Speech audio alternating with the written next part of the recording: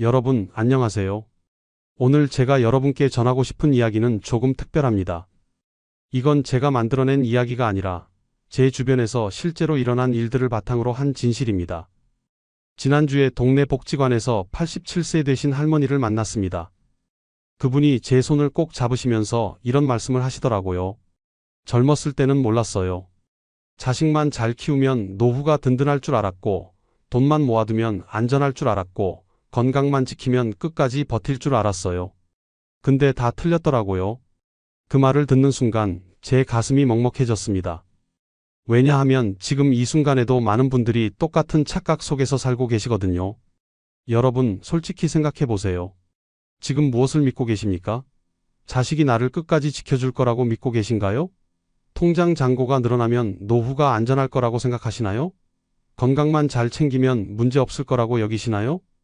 오늘 이 영상을 끝까지 보시면 그 모든 믿음이 얼마나 위태로운 모래성인지 깨닫게 되실 겁니다. 그리고 동시에 진짜로 우리를 끝까지 지켜줄 수 있는 게 무엇인지도 알게 되실 거예요.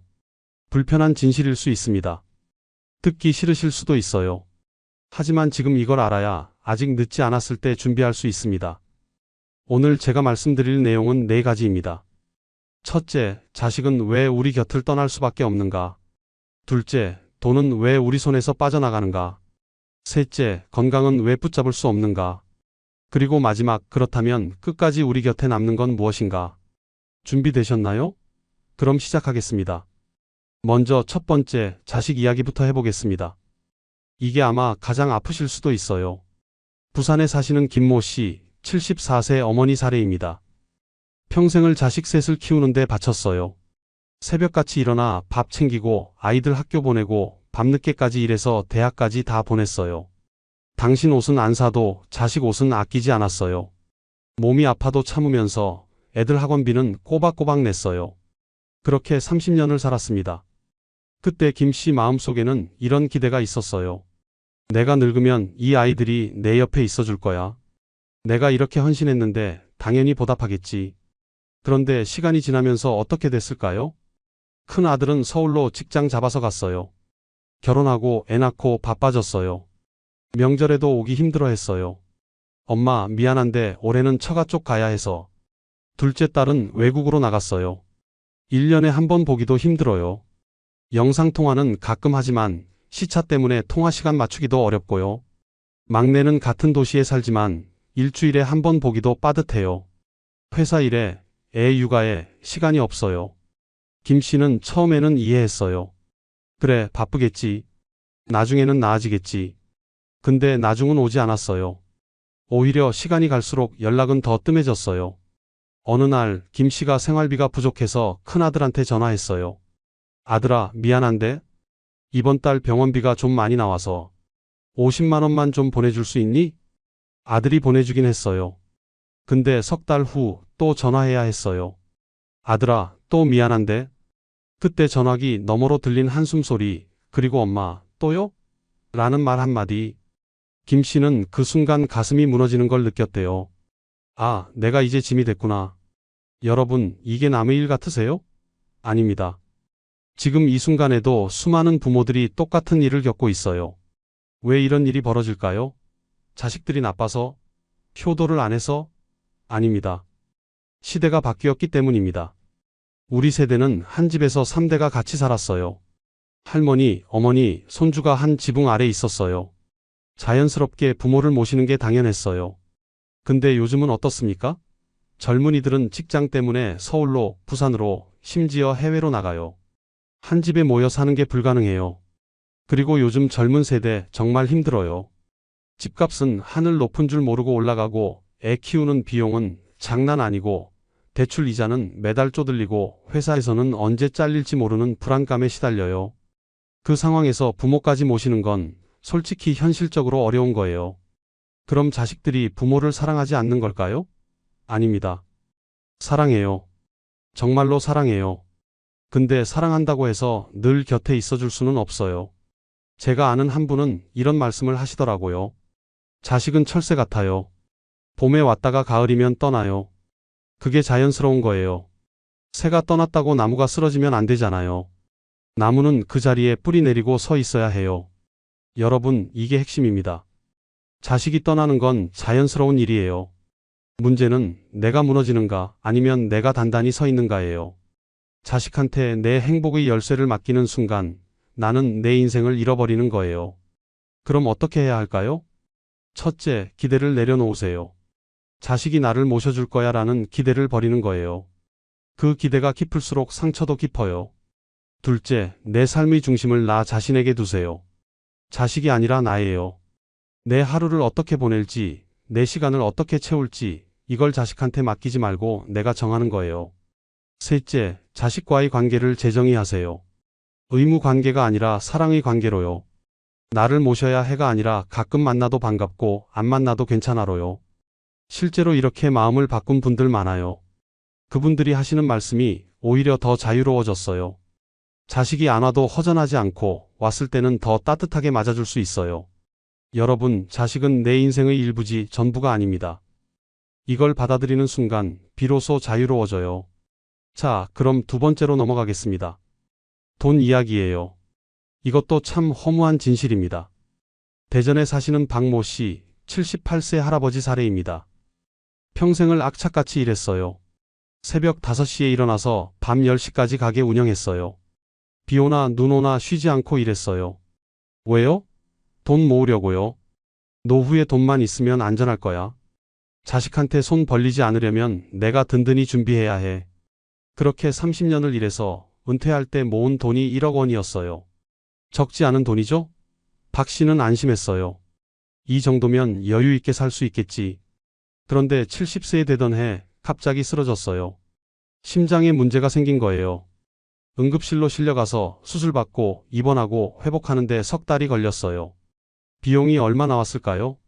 수술비, 입원비, 검사비, 약값, 간병인 비용 다 합쳐서 2,500만 원이었어요. 건강보험 적용받아도 이 정도예요. 석 달 만에 평생 모은 돈의 4분의 1이 사라진 거예요. 퇴원하고 나서도 끝이 아니었어요. 약은 계속 먹어야 하고 석 달에 한 번씩 정기검진 받아야 하고 재활치료도 받아야 하고 이것저것 하다 보니까 한 달에 100만 원씩 나갔어요. 1억 원이 2년 반 만에 절반으로 줄었어요. 5천만 원만 남았어요. 박 씨가 하시는 말씀이 평생 모은 돈이 이렇게 빨리 사라질 줄 몰랐어요. 폭포수처럼 쏟아져 나가더라고요. 여러분, 이게 현실입니다. 돈은 절대로 우리 손에 오래 머물지 않아요. 특히 나이 들면 돈 나갈 곳이 너무 많아요. 병원비는 기본이고 집 고치는데도 돈 들고 요양보호사 비용도 만만치 않고 갑자기 터지는 일들이 너무 많아요. 그럼 돈을 아예 모으지 말라는 얘긴가요? 아니에요. 돈은 필요해요. 기본적인 안전망은 있어야 해요. 제가 말씀드리고 싶은 건 돈에 집착하지 말라는 거예요. 많은 분들이 통장 숫자 보면서 안심하세요. 1,000만 원 더 모으면 괜찮을 거야. 2,000만 원 더 있으면 든든할 거야 하면서 계속 모으기만 해요. 근데 그 돈 언제 쓰실 건데요? 죽을 때 가져가실 건가요? 제가 아는 한 할머니는 평생 돈 아끼고 모으기만 하셨어요. 친구들이 밥 먹자 해도 돈 아까워라고 안 가시고 여행 가자고 해도 돈 들어라고 안 가시고 그렇게 평생 아껴서 5천만 원 모으셨어요. 그런데 80세 되시던 해 치매가 왔어요. 돈이 있는지 없는지도 모르게 됐어요. 결국 그 돈은 요양원 비용으로 다 나갔어요. 본인은 한 번도 제대로 써보지도 못하고요. 장례식 때 그분 아들이 하는 말이 어머니 왜 그렇게 아끼기만 하셨어요? 살아계실 때 맛있는 것도 드시고 좋은 데도 다니시지. 여러분, 돈은 도구예요. 쓰일 때 의미가 있어요. 움켜쥐고만 있으면 짐이에요. 그럼 어떻게 써야 할까요? 첫째, 경험에 투자하세요. 친구들과 밥 먹고 여행 가고 좋은 공연 보고 이런 경험들이 기억으로 남아요. 통장 숫자는 언젠가 사라지지만 좋았던 기억은 평생 남아요. 둘째, 관계에 투자하세요. 친구 생일에 작은 선물 사주고 손주 용돈 주고 고마운 사람한테 밥 사주고 이런 거요. 돈으로 관계를 살 수는 없지만 돈으로 관계를 더 따뜻하게 만들 수는 있어요. 셋째, 건강에 투자하세요. 좋은 음식 먹고 필요한 운동기구 사고 건강검진 제대로 받고 이게 진짜 투자예요. 나중에 병원비로 수백만 원 쓰는 것보다 지금 건강관리에 100만 원 쓰는 게 훨씬 현명해요. 넷째, 최소한의 비상금만 남기고 나머지는 살아있을 때 써요. 비상금은 얼마면 될까요? 1년 생활비 정도면 충분해요. 한 달에 150만 원 쓴다면 1,800만 원 정도요. 이 정도만 있으면 갑작스러운 일에 대처할 수 있어요. 그 이상은 쓰세요. 아껴봤자 나중에 병원비나 요양원비로 나가요. 차라리 지금 건강할 때, 정신 맑을 때 즐기면서 의미 있게 쓰는 게 낫습니다. 여러분, 돈은 언젠가 흩어집니다. 하지만 그 돈을 어디에 썼느냐는 평생 남아요. 자, 그럼 세 번째로 넘어가겠습니다. 건강 이야기예요.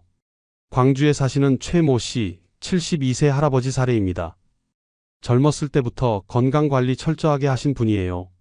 매일 아침 5시에 일어나서 뒷산 등산하고 채식 위주로 드시고 술, 담배 절대 안 하시고 건강검진 매년 빠짐없이 받으시고 정말 모범적으로 사셨어요. 주변 사람들이 다 그랬어요. 최 씨는 100세까지 살겠네. 건강 비결이 뭐예요? 최 씨도 자신 있었어요. 나는 다른 사람들과 달라. 나는 건강관리 제대로 했으니까 끄떡없어. 그런데 70세 되던 해 무릎에 통증이 오기 시작했어요. 처음에는 나이 들어서 그런가 보다 했는데 점점 심해졌어요. 계단 오르기가 힘들고 산도 못 가게 됐어요. 병원 갔더니 퇴행성 관절염입니다. 연골이 많이 닳았어요 하더래요. 최 씨는 충격받았어요. 나는 그렇게 관리했는데 왜? 의사 선생님이 말씀하시더래요. 어르신, 아무리 관리해도 나이가 들면 몸은 닳습니다. 이건 자연스러운 현상이에요. 그 후로 1년 사이에 허리도 아프기 시작하고 혈압도 올라가고 당뇨 진단도 받았어요. 평생 그렇게 관리했는데도요. 최 씨가 하시는 말씀이 내가 건강을 과신했구나. 건강은 내 의지로 영원히 지킬 수 있는 게 아니구나. 여러분, 이게 현실입니다. 아무리 건강관리를 잘해도 세월은 모든 걸 깎아내려가요. 세계보건기구 WHO 조사에 따르면 65세 이상 노인의 80%가 한 가지 이상의 만성질환을 가지고 있대요. 10명 중 8명이에요. 이게 뭘 의미하냐면 병은 특별한 게 아니라 자연스러운 과정이라는 거예요. 그런데 많은 분들이 이걸 인정 못해요. 나는 괜찮아, 나는 튼튼해 하면서 자기를 속여요. 그러다가 어느 날 갑자기 쓰러지면 그때야 현실을 깨닫죠. 그럼 건강관리를 아예 포기하라는 얘긴가요? 아니에요. 관리는 해야 해요. 다만 태도를 바꿔야 해요. 건강을 붙잡으려는 삶은 불안하지만 건강을 관리하며 받아들이는 삶은 평온해요. 무슨 차이냐고요? 건강을 붙잡으려는 사람은 나는 절대 아프면 안 돼. 나는 끝까지 튼튼해야 해 하면서 강박적으로 매달려요. 조금만 아파도 패닉에 빠지고 병원 검사에서 이상 소견 나오면 세상이 무너진 것처럼 느껴요. 반면에 건강을 관리하며 받아들이는 사람은 나이 들면 아플 수 있어. 그건 자연스러운 거야. 하지만 최대한 관리는 하자 하면서 편안하게 받아들여요. 아프면 치료받고 관리하고 그러면서 살아가요. 구체적으로 어떻게 해야 할까요? 첫째, 운동은 집착이 아니라 습관으로 하세요. 오늘 못했으면 어쩌지 하면서 스트레스 받지 말고 할 수 있을 때 하는 거야 하면서 편안하게 하세요. 무리하지 마세요. 젊은 사람처럼 빨리 걸으려고 하지 말고 내 속도에 맞춰서 천천히 걸으세요. 하루 30분, 그것도 힘들면 15분이라도 괜찮아요. 둘째, 음식은 약처럼 강박적으로 먹지 말고 즐거움으로 드세요. 이거 먹으면 안 돼, 저거 먹으면 안 돼 하면서 스트레스 받으면 그 스트레스가 오히려 건강을 해쳐요. 가끔 좋아하는 음식 드세요. 기름진 거 조금 먹어도 괜찮아요. 중요한 건 전체적인 균형이에요. 셋째, 병원을 두려워하지 마세요. 많은 분들이 병원 가는 걸 무서워해요. 혹시 큰 병 나오면 어쩌지 하면서 검사를 미루고 미뤄요. 근데 병은 초기에 잡으면 나아요. 늦게 발견하면 손 쓸 수 없게 돼요. 병원은 죽음을 확인하는 곳이 아니라 생명을 지키는 곳이에요. 1년에 한 번 건강검진 꼭 받으세요. 그리고 몸에 이상 느끼면 바로 가세요. 참지 마세요. 넷째, 나이를 인정하세요. 70대가 50대처럼 움직일 수는 없어요. 그건 당연한 거예요. 체력이 떨어지고 속도가 느려지고 쉽게 피곤해지는 건 자연스러운 일이에요. 그걸 실패라고 생각하지 마세요. 오늘 내 몸이 허락하는 만큼만 하는 게 진짜 건강한 삶이에요. 여러분, 건강은 우리 것이 아니라 세월에게 잠시 빌려 쓰는 거예요. 언젠가는 돌려줘야 해요. 떠나가는 건강을 붙잡으려고 발버둥 치지 마세요. 대신 남아있는 건강에 감사하면서 살아가세요. 몸이 무너져도 마음이 무너지지 않으면 끝까지 품위를 지키며 살 수 있어요. 자, 여기까지 세 가지 이야기를 했습니다. 자식은 떠나고 돈은 흩어지고 건강은 무너진다. 참 허무한 이야기죠? 그럼 도대체 뭐가 남는 건데요? 뭘 믿고 살아야 하는 건데요? 이제 마지막 네 번째 이야기를 하겠습니다. 이게 오늘 영상의 핵심입니다. 서울에 사시는 이모 씨, 83세 할머니 사례입니다. 남편은 10년 전에 돌아가셨고 자식들은 다 멀리 살아요. 혼자 사세요. 처음에는 정말 외로웠대요. 하루 종일 집에 혼자 있으면 말 한마디 할 사람도 없고 밥 먹어도 혼자고 TV 보면서 시간 때우는 게 전부였대요. 이렇게 살다가 죽는구나 생각하니까 너무 허무하고 슬퍼서 며칠 동안 울기만 했대요. 그런데 어느 날 동네 마트에 장 보러 갔는데 계산대 아주머니가 이렇게 말하는 거예요. 할머니, 오늘도 나오셨어요? 날씨가 추운데 감기 조심하세요. 단 몇 마디였지만 이 할머니 가슴이 뭉클해졌대요. 아, 누군가가 나를 기억해주고 있구나. 내가 여기 있다는 걸 알아주는구나. 그날 밤 집에 돌아와서 생각했대요. 내가 찾던 게 이거였구나.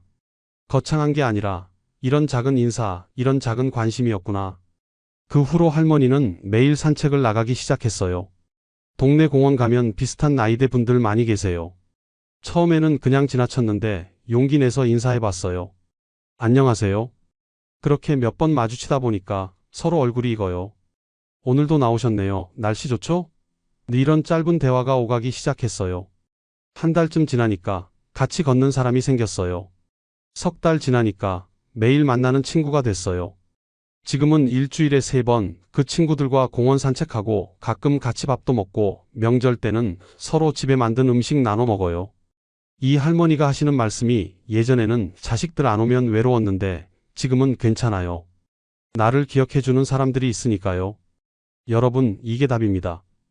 마지막까지 우리 곁에 남는 건 거창한 게 아니에요. 큰 돈도 아니고 튼튼한 몸도 아니고 효도하는 자식도 아니에요. 바로 관계예요.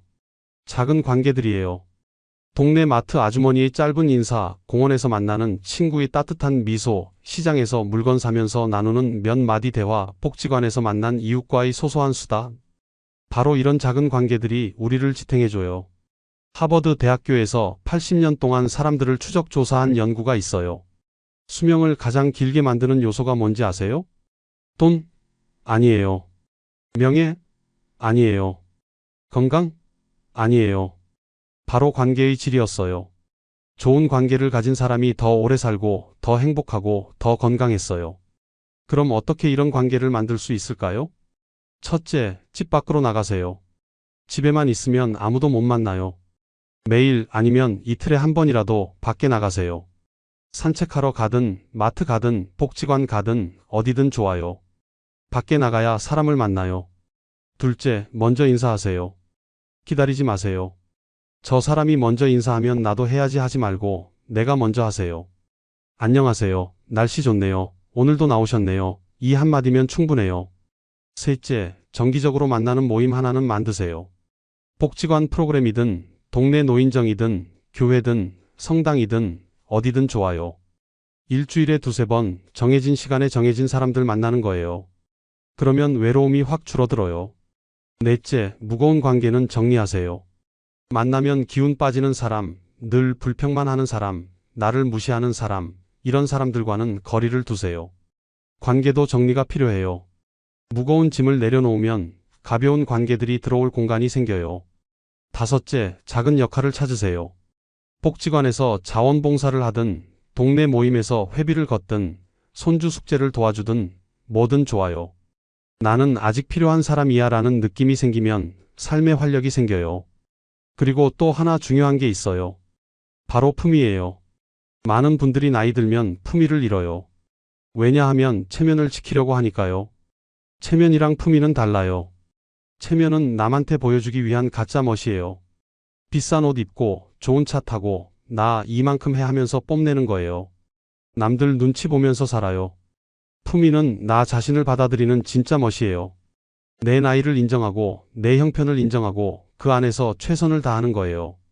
제가 아는 한 할머니는 늘 같은 가디건 입고 다니세요. 비싼 옷은 아니에요. 근데 항상 깔끔하게 다려져 있고 작은 브로치 하나 달려 있어요. 화려하지 않지만 단정해요.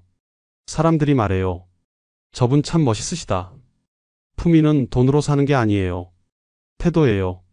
나이 든 나를 부끄러워하지 않고 자연스럽게 받아들이고 그 안에서 최선을 다하는 거예요.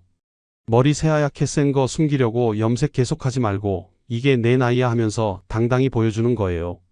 주름진 얼굴 가리려고 화장 진하게 하지 말고 이게 내 인생의 흔적이야 하면서 자연스럽게 드러내는 거예요. 그게 품이에요. 자, 이제 정리해 볼까요? 자식은 떠나고 돈은 흩어지고 건강은 무너져요. 이건 피할 수 없는 현실이에요. 그런데 끝까지 남는 게 있어요. 바로 관계와 품이에요. 작은 관계들이 외로움에서 지켜주고 품위가 초라함에서 지켜줘요. 이 두 가지가 튼튼하면 비록 혼자 살아도 마음이 무너지지 않아요. 그럼 구체적으로 어떻게 준비해야 할까요? 실천 방법을 말씀드리겠습니다. 첫째, 오늘부터 하루 한 가지씩 실천하세요. 오늘은 산책 나가서 아는 사람한테 먼저 인사하기, 내일은 복지관 프로그램 알아보기, 모레는 옷장 정리하면서 깔끔한 옷 한 벌 챙겨두기, 이런 식으로요. 한꺼번에 다 바꾸려고 하지 마세요. 하나씩 천천히요. 둘째, 일주일에 한 번은 새로운 사람 만나보세요. 동네 모임 가든, 복지관 가든, 교회 가든, 어디든 좋아요. 새로운 얼굴 보고 새로운 대화 나누는 거예요. 처음에는 어색하고 불편해도 몇 번 하다 보면 익숙해져요. 셋째, 한 달에 한 번은 관계 점검하세요. 이번 달에 누구 만났는지, 누구한테 전화했는지, 누구한테 좋은 말 들었는지 적어보세요. 만약 한 달 동안 아무도 안 만났으면 뭔가 바꿔야 한다는 신호예요. 넷째, 3개월에 한 번은 무거운 관계 정리하세요. 만나면 기운 빠지는 사람, 스트레스 받는 관계, 과감하게 정리하세요. 미안해하지 마세요. 내 마음 건강이 더 중요해요. 다섯째, 1년에 한 번은 나를 돌아보세요. 올해 나는 어떻게 살았는지, 뭐가 좋았고 뭐가 아쉬웠는지, 내년에는 뭘 하고 싶은지 생각해 보세요. 일기장에 적어도 좋고 그냥 마음속으로 정리해도 좋아요. 여러분, 마지막으로 이 말씀을 꼭 드리고 싶어요. 노후는 길어요. 60대에 은퇴하면 20년에서 30년을 더 살아야 해요. 그 긴 시간을 뭘 믿고 살 건가요? 자식? 언젠가 떠나요. 돈? 언젠가 흩어져요. 건강? 언젠가 무너져요. 그럼 뭘 믿어야 하냐고요? 오늘이요. 오늘을 믿으세요. 오늘 내가 누구 만났는지, 오늘 내가 뭘 먹었는지, 오늘 내가 무슨 생각을 했는지, 오늘 내가 어떤 기분이었는지. 바로 이 오늘들이 쌓여서 인생이 돼요. 오늘을 잘 살면 내일이 덜 두려워요. 오늘을 채우면 외로움이 틈을 타지 못해요. 오늘을 사랑하면 인생이 다시 움직여요. 제가 아는 한 할아버지는 매일 아침 일어나면 이렇게 말씀하신대요. 오늘도 눈을 떴구나. 감사하다. 오늘 하루를 잘 살아보자. 그리고 저녁에 주무시기 전에는 이렇게 말씀하신대요. 오늘 하루도 무사히 보냈구나. 고맙다. 이 할아버지가 특별히 돈이 많은 것도 아니고 자식이 효도를 잘하는 것도 아니고 건강이 튼튼한 것도 아니에요. 그런데 늘 웃으세요. 늘 평온하세요. 왜냐하면 오늘에 집중하니까요. 과거를 후회하지 않고 미래를 불안해하지 않고 오늘만 보니까요. 여러분도 할 수 있어요. 지금 당장 시작하세요. 창문 열고 밖 한번 내다보세요. 날씨가 어떤가요? 햇살이 좋나요? 비가 오나요? 그걸 느껴보세요. 차 한 잔 따라서 천천히 마셔보세요. 따뜻한가요? 맛이 어떤가요? 그 순간을 느껴보세요. 오늘 만날 사람 생각해보세요. 누구한테 전화할까요? 누구한테 인사할까요? 그 관계를 소중히 여겨보세요. 바로 이런 것들이 오늘을 사는 거예요. 이런 오늘들이 모이면 여러분의 노후는 외롭지 않고 초라하지 않고 무너지지 않아요. 자식이 없어도 돈이 없어도 건강이 완벽하지 않아도 당당하고 품위 있게 살 수 있어요. 여러분, 오늘 이 영상 보시면서 어떤 생각 드셨나요? 아, 나도 자식한테 너무 기대하고 있었구나. 돈만 믿고 있었구나. 건강을 과신하고 있었구나 하는 깨달음이 있으셨나요? 그럼 오늘부터 바꾸세요. 아직 늦지 않았어요. 지금 70 되시면 아직 10년에서 20년 남았어요. 충분해요. 지금 60 되시면 20년에서 30년 남았어요. 얼마나 많은 시간이에요. 지금 50 되시면 지금부터 준비하면 완벽해요. 중요한 건 지금 시작하는 거예요. 내일부터가 아니라 오늘부터요. 오늘 산책 한번 나가보세요. 오늘 옛날 친구한테 전화 한 통 해보세요. 오늘 거울 보면서 오늘도 수고했어 하고 한번 말해보세요. 이게 시작이에요. 여러분, 노후는 준비하는 사람에게만 따뜻해요. 준비 없이 맞이하면 외롭고 초라하고 불안해요.